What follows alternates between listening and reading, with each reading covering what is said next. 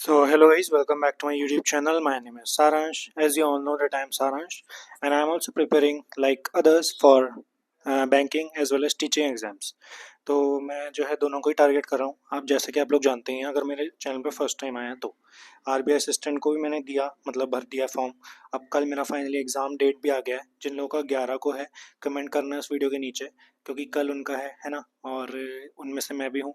तो मेरा जो एग्ज़ाम है वो होने वाला है 11:30 का। मेरा रिपोर्टिंग टाइम है। इसका मतलब 12:30 पे मेरा एग्ज़ाम स्टार्ट होगा और 1:30 मेरा एग्ज़ाम ख़त्म हो जाएगा। 1 घंटे का एग्ज़ाम रहने वाला है। अगर मैं अपनी जर्नी बताऊँ, देखो मेरी जर्नी जो है, स्टार्टिंग में मैंने मतलब मेरे को कितने साल हो गए हैं, बेसिकली मेरे को 2 साल हो गए हैं बैंकिंग की तैयारी करते करते अब। क्योंकि 2023 मेरा ग्रेजुएशन हुआ था, उसके बाद मैंने सीरियसली तो नहीं पढ़ा था, 2024 से सीरियसली पढ़ा था। और उसके बाद जो है उसमें मेरे कुछ प्री निकले, मेंस नहीं निकले, तो अभी तक मेरा सिलेक्शन नहीं हुआ है कहीं भी, है ना। बैंकिंग को लेके बता रहा हूँ मैं। RBI assistant is one of the most tough exam. उसको मैंने भर दिया था ये सोच के भरा था कि भैया जो है एक बार ट्राई तो बनता है, क्योंकि निकालते भी हम जैसे लोग ही हैं एग्ज़ाम्स, है ना। एस्पिरेंट्स लोग ही निकालते हैं, जो लोग मेहनत कर रहे हैं, मॉक्स दे रहे हैं, ठीक है, अपनी गलतियों को देख रहे हैं और उनको इम्प्रूव कर रहे हैं, ठीक है, तो उन जैसे लोग ही निकालते हैं। तो इस वजह से मैंने भर दिया था। अब क्योंकि कल एग्ज़ाम है, तो कुछ इंपॉर्टेंट पॉइंट्स हैं जो मैं अपने लिए ये वीडियो बना रहा हूँ और आप लोगों के लिए तो बना ही रहा हूँ। वो मेरे को याद रखने हैं इंपॉर्टेंट पॉइंट्स, और इससे मेरा भला हो और आपका भी भला हो तो और ही अच्छा हो। तो सबसे पहले बात करते हैं, 3 सब्जेक्ट्स हैं इसमें, रीजनिंग, क्वांट्स एंड इंग्लिश। सबसे पहले इंपॉर्टेंट बात करते हैं रीजनिंग के ऊपर। तो रीजनिंग मेरी वीक थी पहले, मैं मानता हूँ, ठीक है, कई बार मेरे प्रीलिम्स अटक गए रीजनिंग की वजह से, बट अब मैंने रीजनिंग को सुपर स्ट्रांग बना लिया है अकॉर्डिंग टू मी। सो अब जो है मैं रीजनिंग में 4 दूंगा कल, अच्छे से दूंगा बहुत। और बिल्कुल पैनिक नहीं करना है, नो पैनिक। मतलब point 1 is don't panic, stuck equal to skip. जैसे कि मैंने कई यूट्यूबर्स की वीडियो में देखा, उन्होंने बताया कि अगर कोई भी क्वेश्चन पे आप स्टक हो जाते हैं, आप उस क्वेश्चन को स्किप कर सकते हैं, कोई बात नहीं। पैनिक होंगे तो अपन क्या होगा ना, क्वेश्चन छूटेगा ही। अगर अपन पैनिक नहीं हो तो क्वेश्चन छूटे ही ना, क्वेश्चन अटेम्प्ट तो कर सकते हैं अपन। पैनिक हो गए तो जाने ही है मार्क्स, लेकिन अगर पैनिक नहीं हुए तो एटलीस्ट अपना चांस तो बनता है कि हाँ हो सकता है सही हो जाए। और कई बार कुछ क्वेश्चन नहीं आएंगे, दूसरे आ जाएंगे, ईगो पे नहीं लेना है क्वेश्चनों को। तो पहला पॉइंट तो ये है कि स्टक इक्वल टू स्किप, ठीक है, ये रीजनिंग में।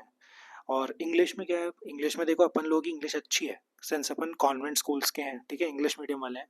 इंग्लिश अपनी अच्छी रहती है, कई मॉक्स दिए अपन ने, कई चीज़ें देखी, ठीक है, करेक्शन किया उनका। और इंग्लिश को अपन को वहाँ पे बिल्कुल, मतलब एक एक कदम बोलते हैं ना कि फूक फूक के रखना है। क्योंकि कुछ भी एरर हल्का सा भी लगे कि भाई इसमें एरर है, तो वो कर देना है पॉइंट, जो अपन को लग रहा है। जैसे कई बार क्या अपन को गलत लगता है, बिल्कुल ध्यान से, क्योंकि इंग्लिश में टाइम तो मतलब पहली बार तो पूरा पेपर इजी आएगा मेरे हिसाब से, क्योंकि आरबीआई असिस्टेंट का सबको पता है 95 कट ऑफ जाने वाला है। 100 में से पिछले लास्ट ईयर गया था ना, 2023 में जो लास्ट एग्जाम हुआ था। तो इंग्लिश इजी आएगी। अब इजी में क्या होता है, जल्दीबाजी में अपन गलत कर देते हैं ओवर कॉन्फिडेंस में, तो वो नहीं होना चाहिए। कोशिश करो 30 में से अबव 25, बल्कि अबव, मतलब अबव क्या, 30 में से 30 लाने की कोशिश करो इंग्लिश में, अगर इजी आए तो। बाकी मैं कुछ कह नहीं सकता, मेरा है कल सेकंड शिफ्ट में, तो क्या पता टफ है, टफ के हिसाब से अपन, अगर मेरे लिए टफ होगा एग्जाम तो सबके लिए टफ होगा। अब बात करते हैं क्वांट्स की। तो क्वांट्स में भैया स्पीड चाहिए ही चाहिए। मतलब मेरे ऐसे हो रहे हैं मॉक्स में, कभी 30 बनते हैं, कभी 32 बनते हैं, ठीक है, कभी 28 भी बनते हैं, 27 भी बनते हैं। इजी मॉक में तो 30 बन रहे हैं, लेकिन 30 प्लस बन रहे हैं, बट 35 बनाने हैं वहाँ जाके। ऐसा नहीं होना चाहिए, एक भी क्वेश्चन पे अटके तो कोई बात नहीं, स्किप कर दो, फिर बाद में आ जाएंगे उस क्वेश्चन पे, मार्क फॉर रिव्यू कर लो, ठीक है। तो यही थे मेरे कुछ पॉइंट्स, एंड आप लोग बताओ आपका कौन से शिफ्ट में है। मेरा तो है, मैंने बता ही दिया कब है। एंड 13 को भी एग्ज़ाम है, तो 13 वालों को, 11 वालों का एग्ज़ाम मतलब जब हो जाएगा तो उनको कुछ ना कुछ पता ही पड़ेगा एक्स्ट्रा, उनको कहीं ना कहीं लेसन्स मिलेंगे जो 11 वाले गलतियाँ करेंगे, है ना। सो ठीक है, ऑल द बेस्ट सभी को जिसको भी आरबीआई असिस्टेंट का एग्ज़ाम है, लाइक मी। एंड अभी तक तो कोई सिलेक्शन नहीं हुआ है फाइनल।